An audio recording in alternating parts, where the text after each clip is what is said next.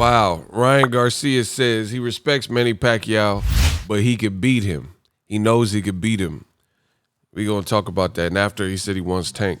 What up, Fight World? It's your boy Ego, and I'm back with some more boxing. Make sure you smash the like button. Also, subscribe to my channel for the latest and greatest in boxing. Let's get into it. Ryan Garcia, he did an IG Live, said some quotables. We gonna go over that. Ryan Garcia was asked by fans, can you beat Pacquiao? Ryan responded with this. This is a good question. Do you really think you could beat Manny Pacquiao? Honestly, I do. And that's all with respect and humbleness. I really do feel like I'll beat Manny Pacquiao. We're talking boxing, and I'm a boxer. I really do feel like I'll beat Manny Pacquiao. In respect, I never want to come out as disrespectful. What do you want me to say? I'll lose to Manny Pacquiao? I respect him, but I'll beat him. I'm not one of those fighters that gets a big payday. Money doesn't control me. Let's be clear right now. Even if I got a big payday against Pacquiao, money doesn't control me. I'm going to go straight for Gervonta Davis right after a Pacquiao fight and payday. That's what I'm about.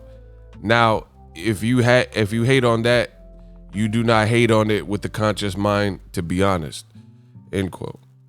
Now, my thing is this, bro. It sounds great. It sounds fine and dandy, but Pacquiao has 70 plus fights. Ryan Garcia is going to have to show me that, because what I seen, and I'm just being honest, I'm not trying to be harsh or, I actually like Ryan, what he's doing, for the most part. But I think he's at a stage where he's young, probably a bit naive. Like, this guy, Pacquiao, has a lot more experience than you, and you can't feel that I can't tell someone what to do, but what I'm saying is it feels like Ryan feels his youth and stuff is going to pull him through. But how many guys has Pacquiao fought in recent memory with guys that were bigger than Ryan Garcia and also young like Ryan Garcia? Let's look at it. Chris Algieri, that's 1. Brandon Rios, that's 2. Keith Thurman, that's 3. Jesse Vargas, that's 4. And the list goes on and on, right? I believe Tim Bradley was a little bit younger than Pacquiao.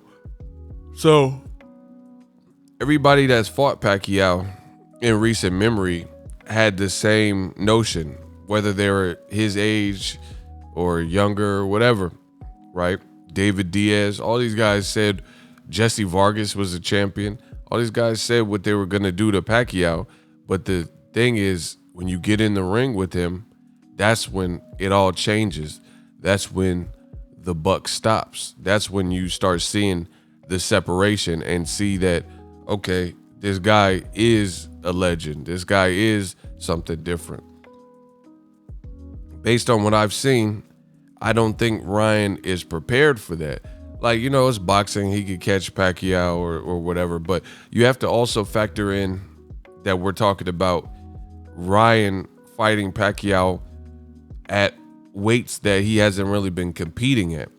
So it just doesn't sound believable, to be honest. And I get it. You're a fighter. You're going to have confidence in yourself and your ability. But that confidence has to be realistic. Like, I don't know if this is true or not, but Edgar Berlanga, they were saying that Edgar Berlanga's team, they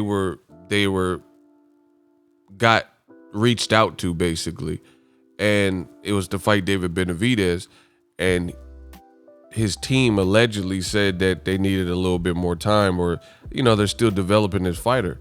And I can't, like, what I'm saying, to be honest, I can't knock that. Like, if that's true, which I don't know if it's true, this is just reports, but if that is true, I respect it, because at the end of the day, you got to be realistic with your fighter. I don't know who's really pushing Ryan Garcia in this direction.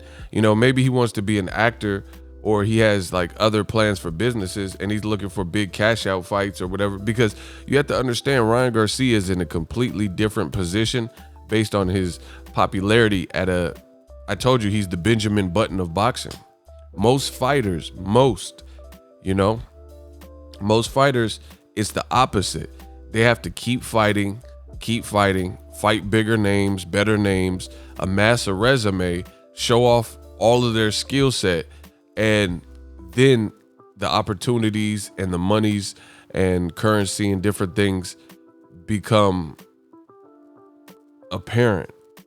But Ryan Garcia, he's been able to connect and resonate with fans in a reverse way. Like, he's been able to do that early before his resume improved, right?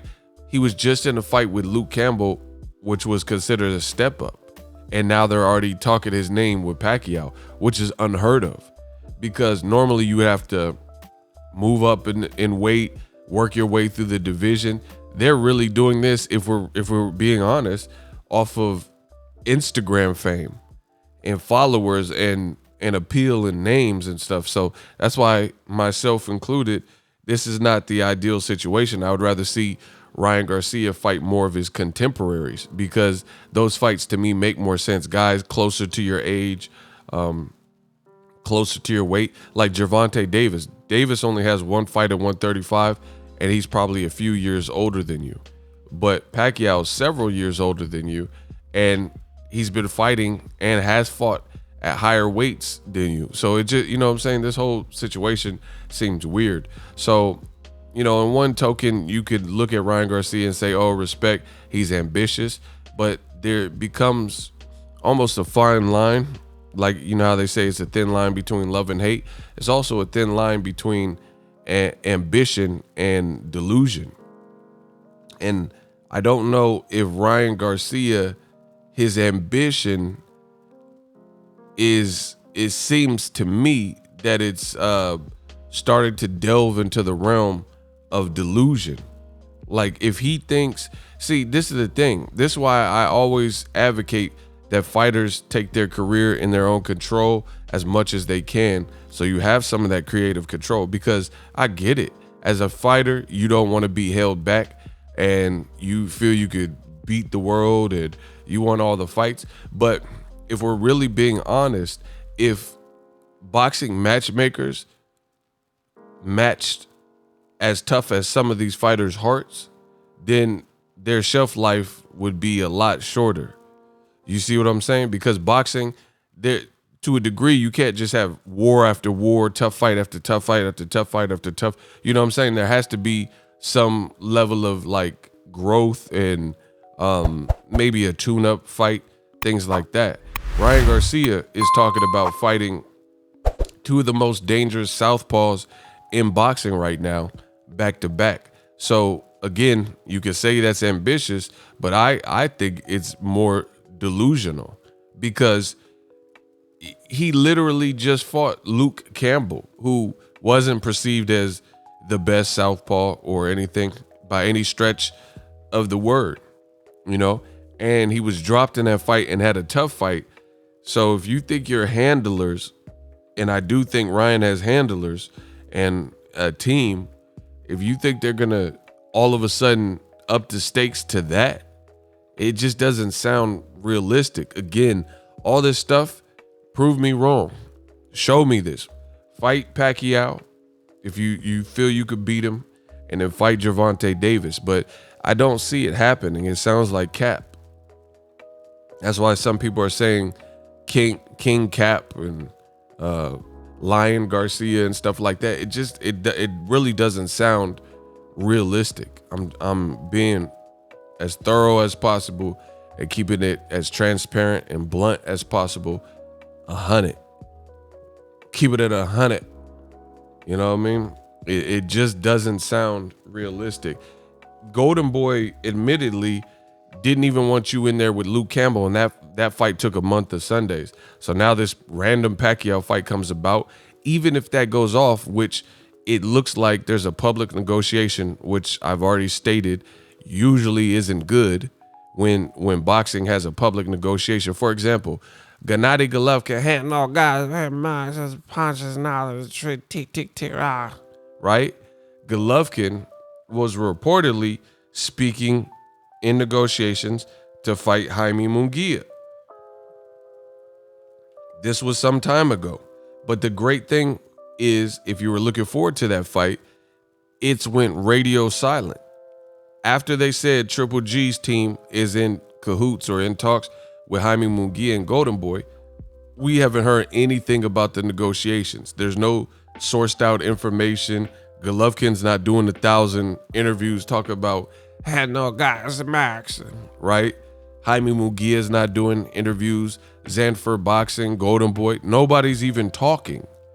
It's just whatever they're discussing, it looks like they're discussing, and they're doing it behind closed doors. They're not feeding a bunch of media people sources and information and intel. They're just trying to get the fight over the line, schedule a date, venues, times, pay scales, blah, blah, blah, right? And that's usually a good sign. So don't be surprised if you wake up and you see an announcement, Triple G versus Jaime Munguia live, Cinco de Mayo. Don't be surprised if you hear that, because their negotiations haven't been super public. On the contrary, on the flip side, Ryan Garcia, every waking moment, every day, Ryan's saying, oh, it's an exhibition now. Pacquiao a week ago said it was an exhibition, and Ryan's saying, hey, it's not an exhibition. And Ryan's dad said one thing, and it's just, everybody is just looking messy. Everybody is talking, and they're saying they're looking for investors. It just looks sloppy. That's just what it is. So I'd be hard pressed to believe boxing is going to have to show me, that they'll make Ryan Garcia Pacquiao, first of all, get that fight over the line, and then show me that a Gervonta fight in a pandemic. That's the other thing. I could keep going. Energizer Bunny, he just keeps going and go. I could keep doing this. This is easy. This is easy work. You have to also factor that in. There is still currently a global pandemic that we are all going through.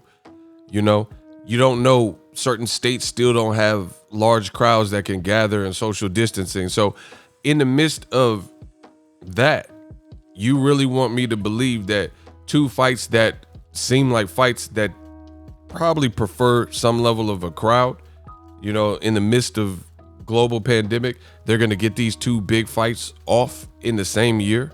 Like, when has boxing been that giving, where one fighter is in, outside of like a Floyd Mayweather, two of the biggest events that you've seen in the last couple of years back to back? You usually don't see it, especially as a 22, 23-year-old fighter. It just doesn't sound realistic, people. The global pandemic, the level of danger of two southpaws that are vicious. Ryan can say whatever he wants, but your team got to be on board. You still don't even have the money up for the Pacquiao fight, so we don't even know if that's going to happen, let alone Gervonta Davis. And literally, if you just listen and go off what Ryan's saying, he already said Tank was next, and Tank better not fight him or his legacy is shot. And then now he's saying he's going towards Pacquiao. So my point is, things come up, and that's very apparent. So I don't see none of this stuff playing out exactly like Ryan Garcia is saying. And on top of all that, Pacquiao himself, I'll do Ryan Garcia like I did Ricky Hatton, right? On top of all of that, Pacquiao is a handful, especially for a 22-year-old who lacks the experience and depth in his career. So you're talking about Gervonta Davis next and stuff. Pacquiao could, if it's a real fight, he could possibly and blast you out of this world. So it doesn't even make sense, and it would be too disrespectful to look past the Pacquiao when you're 22 years old and be talking about Gervonta Davis. You better, if you do get the Pacquiao fight, you better be focused 1,000% on 222 man, That's my thoughts. Let me know how you feel in the comment section. 2021, we up.